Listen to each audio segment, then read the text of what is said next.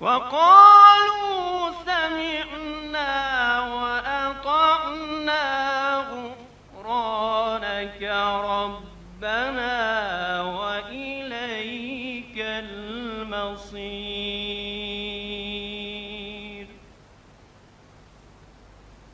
صدق الله العلي العظيم বিসমিল্লাহির রহমানির রহিম। যা কিছু আকাশমণ্ডলীতে রয়েছে আর যা কিছু পৃথিবীতে আছে সবই আল্লাহর। তোমরা তোমাদের মনের কথা প্রকাশ করো বা নাই করো, আল্লাহ তোমাদের কাছ থেকে তার হিসাব নেবেন। তারপর যাকে ইচ্ছা তিনি ক্ষমা করবেন এবং যাকে ইচ্ছা শাস্তি দেবেন। আল্লাহ সকল বিষয়ে সর্বশক্তিমান। রাসূল বিশ্বাস রাখেন সেই সব বিষয় সম্পর্কে যা তাঁর পালনকর্তার পক্ষ থেকে তাঁর কাছে অবতীর্ণ।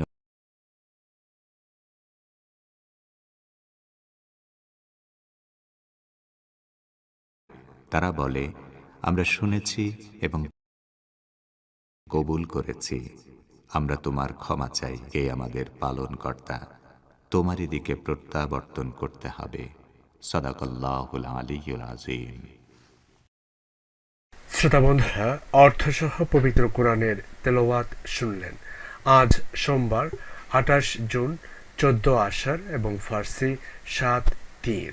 রেডিও তেহরানের সান্ধ্য অধিবেশনের বাংলা অনুষ্ঠানে আপনাদের সবাইকে স্বাগত জানাচ্ছি। আমি বাবুল আখতার।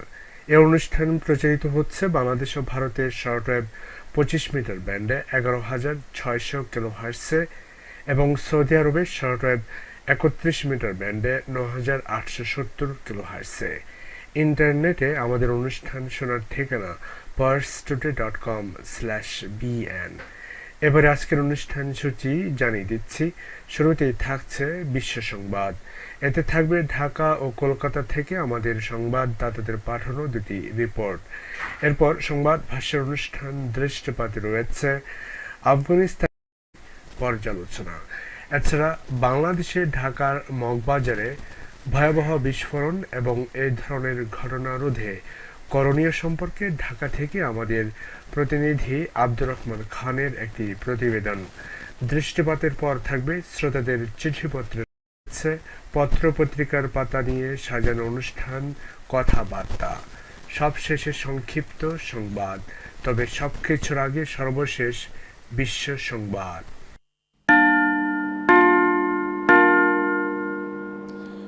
রেডিও তেহরান, শুরু হচ্ছে বিশ্ব সংবাদ।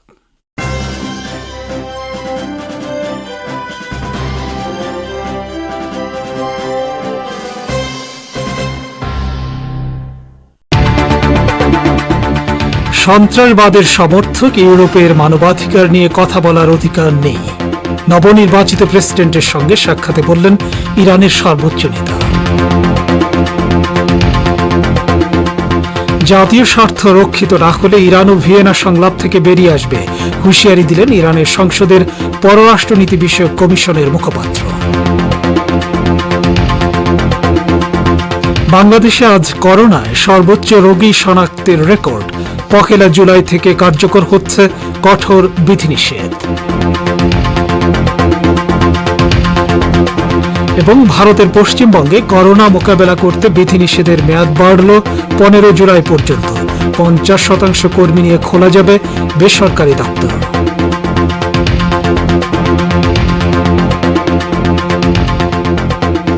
আসসালামু আলাইকুম শ্রোতা বন্ধুরা, সংবাদ শিরোনাম শুনলেন। এবার বিস্তারিত বিশ্ব সংবাদে আমন্ত্রণ জানাচ্ছে আমি সোহেল আহমেদ। ইসলামী প্রজাতন্ত্র ইরানের সর্বোচ্চ নেতা আয়াতুল্লাহ কিলুজমা খামেনি মানবাধিকার নিয়ে পশ্চিমা দেশগুলোর দ্বৈত আচরণের তীব্র সমালোচনা করেছেন। তিনি বলেছেন, সুনির্দিষ্ট কিছু পশ্চিমা দেশ সন্ত্রাসীদের জন্য অভয়ারণ্যে পরিণত হওয়া সত্ত্বেও তারা নিজেদেরকে নির্লজ্জভাবে মানবাধিকারের রক্ষক বলে দাবি করে যাচ্ছে। আজ ইরানের বিচার বিভাগের প্রধান ও নবনির্বাচিত president Ayatollah Sayyid Ebrahim Raisi একদল বিচারপতি ও অ্যাটর্নিকে নিয়ে সর্বোচ্চ নেতার সঙ্গে সাক্ষাৎ করতে গেলে তিনি এ মন্তব্য করেন। আয়াতুল্লাহ খামেনি বলেন, ইরানের সরকার বিরোধী সন্ত্রাসী মুজাহিদিনে খালক বা MKO গোষ্ঠীর জঙ্গিরা ফ্রান্স সহ অন্যান্য ইউরোপীয় দেশে অবাধে বিচরণ করছে। ভাষণের অন্য অংশে তিনি গত 18 জুনের প্রেসিডেন্ট নির্বাচনে বিপুলভাবে ভোট দেয় দেশের জনগণকে ধন্যবাদ জানান। ওই নির্বাচনে ড ইব্রাহিম রাইসি শতকরা 62% বেশি ভোট পেয়ে ইরানের 8ম প্রেসিডেন্ট নির্বাচিত হয়েছেন। ইরানের জাতীয় সংসদের নিরাপত্তা ও পররাষ্ট্রনীতি বিষয়ক স্থায়ী কমিশনের মুখপাত্র আব্বাস জাদে মেশকিনি বলেছেন, পরমাণু সমঝোতা ইরানের যতটা না প্রয়োজন তার চেয়ে বেশি প্রয়োজন আমেরিকার। তিনি বলেন, আমেরিকার ইরান বিষয়ক বিশেষ প্রতিনিধি রবার্ট ম্যালি পরমাণু সমঝোতা পুনরুজ্জীবনের সংলাপ সম্পর্কে যে মন্তব্য করেছেন তার কূটনৈতিক গুরুত্ব নেই। তিনি বরং মনস্তাত্ত্বিক চাপ সৃষ্টি করে ইরানের কাছ থেকে ছাড় আদায়ের অভিপ্রায় ব্যক্ত করেছেন। মেশকিনি বলেন, ইরান যদি আমেরিকার মতো কূটকৌশলের আশ্রয় নেয় তাহলে আমাদের অবস্থান হচ্ছে, যদি ইরানের জাতীয় স্বার্থ রক্ষিত না হয় তাহলে ইরানও ভিয়েনা সংলাপে থেকে বেরিয়ে আসবে। রবার্ট ম্যালি সম্প্রতি বলেছেন, সাবেক মার্কিন প্রেসিডেন্ট ট্রাম্পের আমলে ইরানের বিরুদ্ধে আরোপিত সব নিষেধাজ্ঞা প্রত্যাহার করবে না বাইডেন প্রশাসন। আর ভিয়েনায় চলমান সংলাপে আমেরিকার জাতীয় স্বার্থ রক্ষিত না হলে ওয়াশিংটন এ সংলাপ থেকে বেরিয়ে যাবে। ইরানের পার্লামেন্ট স্পিকার মোহাম্মদ বাকের কালিবফ বলেছেন, আন্তর্জাতিক পরমাণু শক্তি সংস্থা বা IAEA এর সঙ্গে তার দেশের নজরদারি বিষয়ক সাময়িক চুক্তির মেয়াদ শেষ হয়ে যাওয়ায় সংস্থাটিকে ইরানের পরমাণু স্থাপনাগুলোর আর কোনো ছবি বা তথ্য সরবরাহ করা হবে না। তিনি পার্লামেন্ট অধিবেশনে দেয়া বক্তব্যে বলেন, IAEA এর সঙ্গে যে 3 মাসের সাময়িক চুক্তি হয়েছিল তা নবায়ন করা হয়নি। ইরানের পার্লামেন্টে পাশ হওয়া এক আইন অনুযায়ী এদেশের আণবিক শক্তি সংস্থা গত ফেব্রুয়ারি মাসে IAEA কে ইরানের পরমাণু স্থাপনাগুলোর উপর নজরদারি করতে দিতে অস্বীকৃতি জানায়। এ অবস্থায় IAEA এর মহাপরিচালক তেহরানে ছুটে আসেন এবং ইরানি কর্মকর্তাদেরকে অনুরোধ করে 3 মাসের জন্য একটি চুক্তি করেন। ইরান বলছে, আমেরিকা তেহরানের উপর আরোপিত নিষেধাজ্ঞা প্রত্যাহার করে পরমাণু সমঝোতায় ফিরে এলে পাশ্চাত্যের সঙ্গে ইরানের এ সংক্রান্ত অচল অবস্থার অবসান হবে। আপনারা বিশ্ব সংবাদ শুনছেন রেডিও তেহরান থেকে। বাংলাদেশে করোনা ভাইরাসে আক্রান্ত হয়ে গতকাল একদিনে সর্বোচ্চ মৃত্যুর রেকর্ড হওয়ার পর আজ একদিনে সর্বোচ্চ সংখ্যক রোগী শনাক্তের রেকর্ড হয়েছে। এদিকে দেশটিতে করোনা পরিস্থিতির অবনতি হওয়ায় আগামী 1 জুলাই থেকে সারা দেশে কঠোর বিধিনিষেধ আরোপের সিদ্ধান্ত নিয়েছে সরকার। এ সম্পর্কে বিস্তারিত জানিয়েছেন ঢাকা থেকে আব্দুর রহমান খান। বাংলাদেশ সরকারের স্বাস্থ্য অধিদপ্তর থেকে গতকাল জানানো হয়েছিল একদিনে করোনায় মৃত্যুর সর্বোচ্চ রেকর্ড, আর আজ জানানো হয়েছে একদিনে সর্বোচ্চ সংখ্যক রোগী শনাক্তের রেকর্ড। আজ সোমবার সকাল 8টায় সমাপ্ত 24 ঘন্টায় করোনা রোগী শনাক্ত হয়েছে 8,364 জন। গত বছরের 8 মার্চ দেশে প্রথম করোনা ধরা পড়ার পর থেকে এ পর্যন্ত এটাই 24 ঘন্টায় সর্বোচ্চ রোগী শনাক্তের রেকর্ড। গত 24 ঘন্টায় করোনায় মৃত্যু হয়েছে 104 জনের। আগের 24 ঘন্টায় দেশে করোনা ভাইরাসে সংক্রমিত হয়ে সর্বোচ্চ সংখ্যক 119 জনের মৃত্যু হয়েছিল। দেশে এ পর্যন্ত করোনায় সংক্রমিত রোগীর সংখ্যা দাঁড়িয়েছে মোট 8,96,770 জন, আর মোট মৃত্যু হয়েছে 14,276 জনের। স্বাস্থ্য অধিদপ্তর জানিয়েছে গত 24 ঘন্টায় মোট 35,059 জনের নমুনা পরীক্ষা করা হয়, আর পরীক্ষার বিপরীতে রোগী শনাক্তের হার দাঁড়িয়েছে 23.86%। বিশ্ব স্বাস্থ্য সংস্থার মানদণ্ড অনুযায়ী কোনো দেশে টানা 2 সপ্তাহের বেশি সময় পরীক্ষার বিপরীতে রোগী শনাক্ত 5% নিচে থাকলে পরিস্থিতি নিয়ন্ত্রণে রয়েছে বলে ধরা হয়। সেখানে আশঙ্কাজনকভাবে গত কয়েকদিন ধরে বাংলাদেশে রোগী শনাক্ত পাওয়া যাচ্ছে 20% বেশি। এদিকে দেশে করোনা পরিস্থিতির অবনতি হওয়ায় আগামী 1 জুলাই থেকে সারা দেশে কঠোর বিধিনিষেধ আরোপের সিদ্ধান্ত নিয়েছে সরকার। জেলা উপজেলা পর্যায়ের কর্মকর্তাদের সাথে কথা বলে মন্ত্রিপরিষদের বৈঠকে এই সিদ্ধান্ত নেওয়া হয়েছে।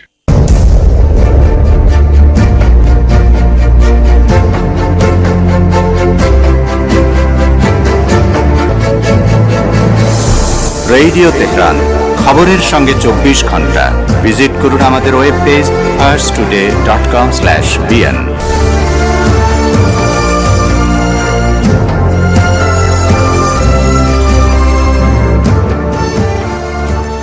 ফিরছি সংবাদে। দক্ষিণ এশিয়া, বিশেষ করে বাংলাদেশের উপর রোহিঙ্গা সংকটের নেতিবাচক প্রভাবের বিষয়ে সতর্ক করেছেন বাংলাদেশের পররাষ্ট্রমন্ত্রী AK আব্দুল মোমেন। তিনি দক্ষিণ এশীয় অঞ্চলে শান্তি ও নিরাপত্তার চ্যালেঞ্জ পর্যালোচনা শীর্ষক এক আন্তর্জাতিক ওয়েবিনারে আরও বলেছেন, মিয়ানমারের রোহিঙ্গাদের সমস্যা বাংলাদেশ সহ গোটা অঞ্চলের উপরই প্রভাব ফেলছে। তিনি অগ্রাধিকার ভিত্তিতে রোহিঙ্গা সমস্যা সমাধানে সবাইকে এগিয়ে আসার আহ্বান জানান। বাংলাদেশের পররাষ্ট্রমন্ত্রী বলেন, রোহিঙ্গা মুসলমানদের উপর নিপীড়ন বন্ধে জোরালো কোনো পদক্ষেপ চোখে পড়ছে না। আন্তর্জাতিক সম্প্রদায়ের উচিত রোহিঙ্গা নির্যাতন ও নিপীড়নের বিরুদ্ধে সোচ্চার হওয়া। পররাষ্ট্রমন্ত্রী বলেন, মিয়ানমারের বিশাল মুসলিম গোষ্ঠীর উপর নির্যাতন নিপীড়নের বিষয়ে নীরবতা হচ্ছে বিপজ্জনক, কারণ গোটা অঞ্চলকে ক্ষতির মুখে ঠেলে দেবে। বাংলাদেশের মতো অন্যরাও এই সংকটের মাধ্যমে ক্ষতিগ্রস্ত হবে। ভারতের বিজেপি শাসিত উত্তরপ্রদেশে আসন্ন বিধানসভা নির্বাচনে 100 আসনে প্রার্থী দেবে মজলিসে ইত্তিহাদুল মুসলিমিন বা মিম। দলটির পক্ষ থেকে মিমের অন্যতম প্রধান নেতা ও তেলেঙ্গানা রাজ্যের বিধায়ক আকবরউদ্দিন ওয়াইসি এরই মধ্যে সামাজিক যোগাযোগ মাধ্যমে এক বার্তায় বলেন, মিম উত্তরপ্রদেশে 100 বিধানসভা আসনে নির্বাচনে লড়ার সিদ্ধান্ত নিয়েছে। রাজ্যের মুসলিম জনবসতিপূর্ণ এলাকাগুলোতে তারা প্রার্থী দেবে। 2017 সালে উত্তরপ্রদেশ বিধানসভা নির্বাচনে প্রার্থী দিয়েছিল মিম, কিন্তু কোনো ছাপ ফেলতে পারেনি তারা। ভোট পেয়েছিল মাত্র 0.2%। কিন্তু গত বছর বিহার বিধানসভা নির্বাচনে আশাতীত ফল করেছিল ওয়াইসির দল। মাত্র 20 আসনে নির্বাচনে লড়ে তারা 5 আসনে জয়ী হয়েছিল। এদিকে ভারতের পশ্চিমবঙ্গে প্রাণঘাতী করোনা মোকাবেলা করতে 15 জুলাই পর্যন্ত বিধিনিষেধের মেয়াদ বাড়ানো হয়েছে। এর আগে 16 জুন থেকে 1 জুলাই পর্যন্ত বিধিনিষেধ জারি করা হয়েছিল। পশ্চিমবঙ্গের মুখ্যমন্ত্রী জানিয়েছেন, বিধিনিষেধের মধ্যে 50% কর্মী নিয়ে সমস্ত বেসরকারি দপ্তর খোলা রাখা যাবে। বিস্তারিত জানিয়েছেন কলকাতা থেকে আব্দুল হাকিম। ভারতের পশ্চিমবঙ্গে প্রাণঘাতী করোনা মোকাবেলা করতে 15 জুলাই পর্যন্ত বিধিনিষেধের মেয়াদ বৃদ্ধি করা হয়েছে। আজ সোমবার রাজ্য সচিবালয় নবান্নে এক সংবাদ সম্মেলনে মুখ্যমন্ত্রী মমতা বন্দ্যোপাধ্যায় বিধিনিষেধের মেয়াদ বৃদ্ধির ঘোষণা করেন। এর আগে 16 জুন থেকে 1 জুলাই পর্যন্ত বিধিনিষেধ জারি করা হয়েছিল। এ প্রসঙ্গে মুখ্যমন্ত্রী মমতা বন্দ্যোপাধ্যায় বলেন, আমাদের যে রেস্ট্রিকশনগুলো ছিল বাধ্যবাধকতা কোভিডের জন্য, কোভিড মহামারীর জন্য, সেটা 15 জুলাই পর্যন্ত এক্সটেন্ড করা হচ্ছে। কিন্তু এর মধ্যেও অনেক লোককে সুযোগ দেওয়ার জন্য আমরা দেখছি যে কিছুটা হালকা করে দিলে কি হয়। রাত্রির টাইমটা যেটা 9টা থেকে ভোর 5টা পর্যন্ত স্ট্রিক্টলি প্রহিবিটেড ছিল, সেটা প্রহিবিটেড থাকবে। তখন ইমার্জেন্সি ছাড়া কোনো কাজ হবে না। বাট যেমন এবার আমরা বাস, সরকারি বাস, প্রাইভেট বাস এগুলো অ্যালাউ করে দিচ্ছি বলছিলেন মুখ্যমন্ত্রী মমতা বন্দ্যোপাধ্যায়। মুখ্যমন্ত্রী বলেন, 50% কর্মী নিয়ে খোলা যাবে সমস্ত বেসরকারি দপ্তর। সকাল 10টা থেকে বিকেল 4টা পর্যন্ত খোলা রাখা যাবে বেসরকারি দপ্তর। এছাড়া 6টা থেকে দুপুর 12টা পর্যন্ত সবজি এবং মাছের বাজার খোলা রাখার অনুমতি দিয়েছে রাজ্য সরকার। অন্য দোকান খোলা রাখা যাবে সকাল 11টা থেকে রাত 8টা পর্যন্ত। রাত 9টা থেকে ভোর 5টা পর্যন্ত জরুরি প্রয়োজন ছাড়া বাইরে বেরোনোয় নিষেধাজ্ঞা বহাল থাকছে। এছাড়া সাংস্কৃতিক ও রাজনৈতিক কর্মসূচির ক্ষেত্রে 20 জনের বেশি জমায়েত নিষিদ্ধ থাকবে। রাজ্যে এ পর্যন্ত মোট 2,12,00,000 মানুষ করোনার টিকা পেয়েছেন বলেও মুখ্যমন্ত্রী মমতা বন্দ্যোপাধ্যায় জানিয়েছেন। বলছিলেন কলকাতা থেকে আমাদের সংবাদদাতা। ইরাক সিরিয়া সীমান্তে মার্কিন হামলার জবাব দেওয়ার ঘোষণা দিয়েছে ইরাকের রাষ্ট্রীয় সামরিক বাহিনী হাসদার-শাবি বা পপুলার মোবিলাইজেশন অর্গানাইজেশন। আজ ভোরে ইরাক সিরিয়া সীমান্তে এই বাহিনীর সদস্যদের উপর মার্কিন বিমান হামলায় অন্তত 4 জন শহীদ হয়েছেন। হাসদার-শাবি এক বিবৃতিতে বলেছে, 4 শহীদের রক্তের বদলা নেওয়া হবে। হাসদার-শাবির পাল্টা জবাবের অধিকার রয়েছে বলেও বিবৃতিতে উল্লেখ করা হয়েছে। হাসদার-শাবির বরাত দিয়ে সংবাদ সংস্থা মাওয়াজিন নিউজ জানিয়েছে, সিরিয়া থেকে আইএস সন্ত্রাসীদের অনুপ্রবেশ ঠেকানোর মিশনে থাকা সদস্যদের লক্ষ্য করে হামলা চালানো হয়েছে। তারা ইরাকে মোতায়েন বিদেশি বাহিনীর বিরুদ্ধে কোনো তৎপরতা চালাচ্ছিল না, সেখানে কোনো অস্ত্রাগারও ছিল না। হাসদার-শাবি অবিলম্বে ইরাক থেকে মার্কিন সেনা বহিষ্কারের দাবি পুনরাবৃত্তি করেছে। সম্প্রতি রাশিয়ার ক্রিমিয়া উপকূল অতিক্রমকারী ব্রিটিশ ডেস্ট্রয়ার ডিফেন্ডারের তথ্য সম্বলিত দেশটির প্রতিরক্ষা মন্ত্রণালয়ের গোপন নথি কেন্টের একটি বাস স্টপেজে পাওয়া গেছে। এসব নথির একটিতে ক্রিমিয়া উপকূল অতিক্রমের সময় রাশিয়া সম্ভাব্য কী প্রতিক্রিয়া ব্যক্ত করতে পারে তা বর্ণনা করা হয়েছে। অন্য একটি নথিতে আফগানিস্তানে মার্কিন নেতৃত্বাধীন নেটো বাহিনীর দায়িত্ব পালনের মেয়াদ শেষ হয়ে যাওয়ার পরও দেশটিতে সম্ভাব্য ব্রিটিশ সেনা উপস্থিতির বিশদ বিবরণ দেওয়া হয়েছে। ব্রিটিশ সরকার বলছে গোপন নথি ফাঁস হয়ে যাওয়ার বিষয়ে তদন্ত শুরু হয়েছে। 50 পৃষ্ঠার এই গোপন সামরিক নথি গত মঙ্গলবার ব্রিটেনের দক্ষিণ পূর্বাঞ্চলীয় কেন্ট শহরের একটি বাস স্টেশনের কাছে পাওয়া যায়।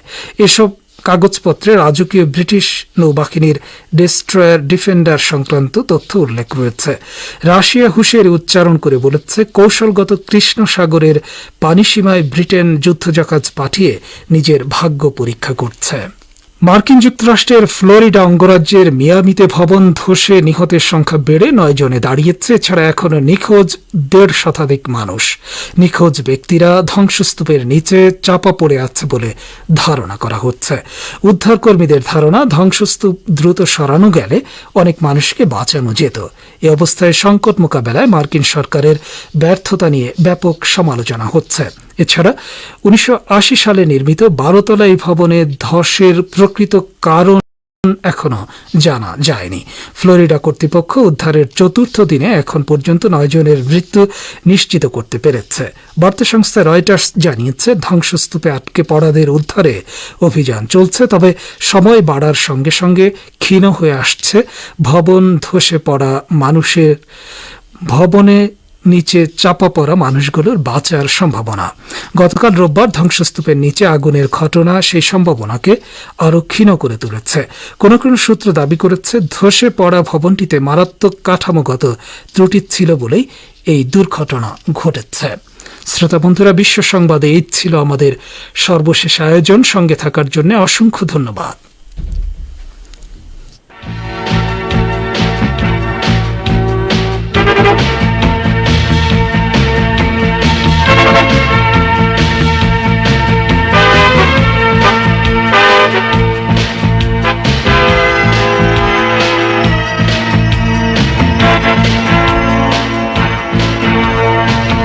বিশ্ব সংবাদ শুনলেন রেডিও তেহরান থেকে। অনুষ্ঠানের এ পর্যায়ে আপনাদের সঙ্গে যোগ দিচ্ছে আমি বাবুল আখতার।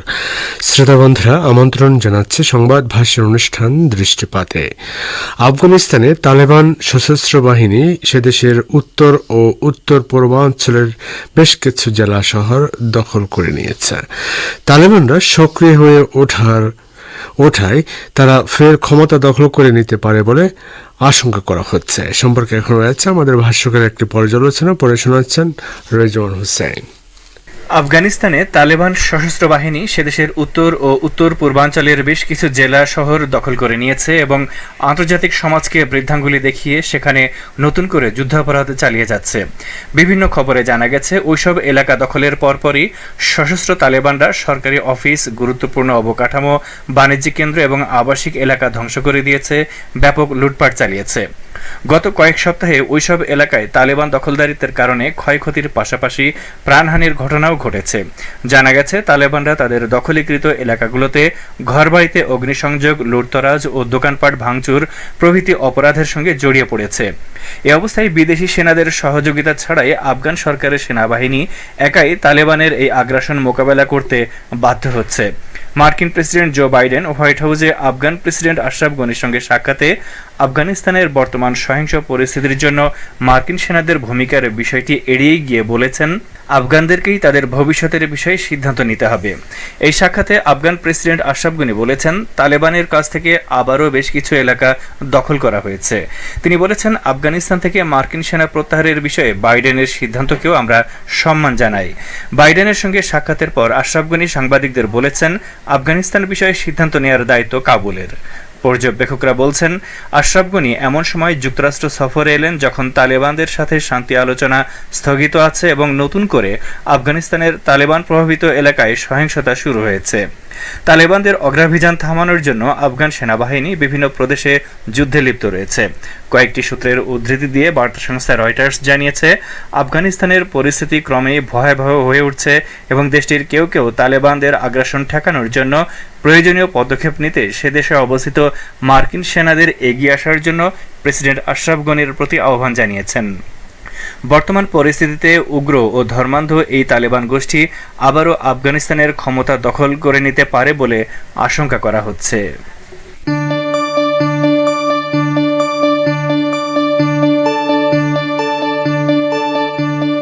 আপনারা রেডিও তেহরানের অনুষ্ঠান শুনছেন সরাসরি তেহরান স্টুডিও থেকে। ইন্টারনেটে আমাদের অনুষ্ঠান প্রতিদিন শুনুন এই ঠিকানায় parstoday.com/bn। ফেসবুক লাইভে যোগ দিন এই ঠিকানায় facebook.com/রেডিও তেহরান bn। আমাদের কাছে ইমেল করার ঠিকানা radioteheran1982@gmail.com। দৃষ্টিপাত এবার বাংলাদেশ প্রসঙ্গ। বাংলাদেশের রাজধানী ঢাকার মগবাজার এলাকায় ভয়াবহ বিস্ফোরণের পর আজ ঘটনাস্থল পরিদর্শন করেছেন পুলিশের মহাপরিদর্শক ডক্টর বেনজির আহমেদ। তিনি বলেছেন এটি কোনো নাশকতার বিষয় নয়, গ্যাস থেকে এই ঘটনা ঘটেছে। এ সম্পর্কে প্রতিবেদন পাঠিয়েছেন ঢাকা থেকে আমাদের বিশেষ প্রতিনিধি আব্দুর রহমান খান। রাজধানীর মগবাজার এলাকায় ভয়াবহ বিস্ফোরণের পর আজ সকালে ঘটনাস্থল পরিদর্শন করে পুলিশের মহাপরিদর্শক ডক্টর বেনজির আহমেদ প্রাথমিকভাবে ধারণা করছেন এটি কোনো নাশকতার বিষয় নয়, গ্যাস থেকে এই ঘটনা ঘটেছে। নর্মালি যে বিস্ফোরক হয় তাহলে বহুমুখী, মানে যদি ওই ধরনের বিস্ফোরক হয় এটা অন্তত 3-4 দিকে যাবে। গ্লাসের ভাঙা টুকরা ছাড়া অন্য কিছু কিন্তু আমরা পর্যন্ত খুঁজে পাইনি। বিস্ফোরণের ঘটনায় ঢাকা মহানগর পুলিশের সাইবার সিকিউরিটিজ অ্যান্ড ক্রাইম বিভাগের ডিআইজি আসাদুজ্জামানকে প্রধান করে 7 সদস্য বিশিষ্ট পুলিশের একটি তদন্ত কমিটি গঠন করা হয়েছে। তদন্ত কমিটিকে আগামী 7 কর্মদিবসের মধ্যে সুস্পষ্ট মতামত সহ প্রতিবেদন জমা দিতে বলা হয়েছে। ঘটনাস্থলে উপস্থিত ফায়ার ব্রিগেড কর্মকর্তারাও বলছেন তারা এটাকে গ্যাস দুর্ঘটনা ধরে নিয়েই তদন্ত করছে। গ্যাসের যে এক্সপ্লোশনের সম্ভাবনাটা নিয়ে আমরা আগাচ্ছি। এখানে আমরা এই নাশকতার কোনো আলামত এই পর্যন্ত পাইনি। নাশকতার কিছু সাইন এন্ড সিম্পটম থাকে, আমরা এরকম কিছু পাইনি এই পর্যন্ত। এছাড়া বিস্ফোরক অধিদপ্তরের প্রধান বিস্ফোরক পরিদর্শক আবুল কালাম আজাদ ঘটনাস্থল পরিদর্শনে এসে জানিয়েছেন ভবনটির নিচতলায় হাইড্রোকার্বনের উপস্থিতি পাওয়া গেছে, তবে শুধু গ্যাস থেকে এত বড় বিস্ফোরণের ঘটনা অস্বাভাবিক। এই ঘটনায় বিস্ফোরক অধিদপ্তরের পক্ষ থেকেও 3 সদস্যের একটি তদন্ত কমিটি গঠন করে দেওয়া হয়েছে। 7 দিনের মধ্যে তদন্ত প্রতিবেদন সরকারের কাছে জমা দিতে হবে। এটা ন্যাচারাল গ্যাস, যেটা তিতাস গ্যাস কিংবা মিথেন মনে করেন সুয়ারেজ থেকে আসতে পারে, আর তিতাস গ্যাস তো তিতাস গ্যাস। এটা অ্যাকুমুলেশন হয়েছে, অ্যাকুমুলেশন হওয়ার কারণে সোর্স অফ স্পার্ক থেকে এক্সপ্লোশনটা হয়েছে। মগবাজারের বিস্ফোরণের ঘটনায় বিদ্যুৎ জ্বালানি প্রতিমন্ত্রী নসরুল হামিদের কাছে সংসদে 300 বিধিতে বক্তব্য দেওয়ার দাবি উঠেছে জাতীয় সংসদে। এ সময় বিএনপি দলীয় সদস্য অ্যাডভোকেট হারুনুর রশিদ বলেন এই ঘটনার দায় দায়িত্ব সরকার কিছুতেই এড়াতে পারেন। এই দায়িত্ব সরকারকে নিতে হবে। মাননীয় স্পিকার, রাজধানীর মতো জায়গায় যদি আজকে এরকম একটা ঘটনা ঘটে, সেখানে কি ভয়াবহ একটা অবস্থা আছে। সেখানে অনেকগুলো বাড়ি আজকে ঝুঁকিপূর্ণ হয়ে গেছে। যে ঢাকা শহরে বাসাবাড়িতে বিভিন্ন জায়গায় যে বিদ্যুৎ সরবরাহ যারা লাইন নির্মাণ করেছে, এগুলোর সেফটি জায়গাটা নিশ্চিত করতে হবে। এখানে বেআইনি যারা গ্যাস সংযোগ নিচ্ছে, যারা বেআইনি বিদ্যুৎ সংযোগ নিচ্ছে, এগুলোর বিরুদ্ধে ব্যবস্থা গ্রহণ না করলে মানুষকে এইভাবে প্রতিনিয়ত মানুষ মরবে।